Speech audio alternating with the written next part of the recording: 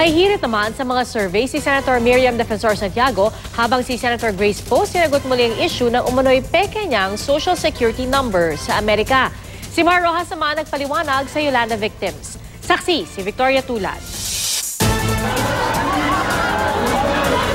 Mainit na sinalubong ng mga estudyante si Senator Miriam Defensor Santiago sa University of the Philippines, Mindanao. Ibinida niya ang planong bigyang prioridad ang edukasyon, gawing institutionalized ang Pantawid Pamilyang Pilipino program at pagsuporta sa mga scientist. Naglabas din ng sama ng loob sa mga presidential survey. Pag tinanong ang mga kabataan, sinong gusto bang maging presidente ng Pilipinas? From north to south, east and west, I'm always number one.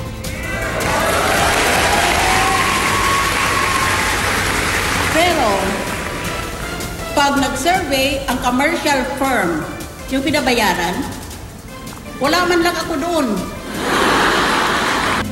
Sa Cagayan de Oro City naman nag-ikot si Senator Grace Poe, ipinakita ng kanyang kampo ang ID niya noon sa Boston College dahil kinwestiyon muli kasi sobra raw ang digits kumpara sa student numbers ngayon ng universidad.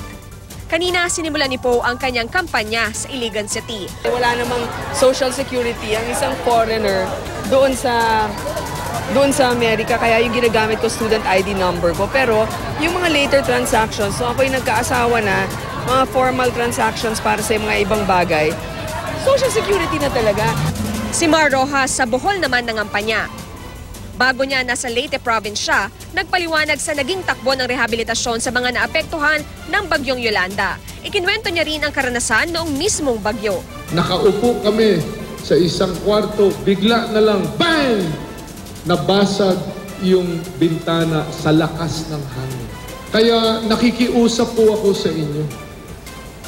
Huwag po natin paniwalaan ang mga paninira, ang kasinungalingan.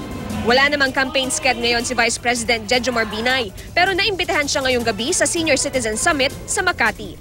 Lahat tayo may moral responsibility na dapat hindi maging Pangulo si Ferdinand Duterte. Hindi ko dapat. Ako si Victoria Tulad, ang inyong saksi.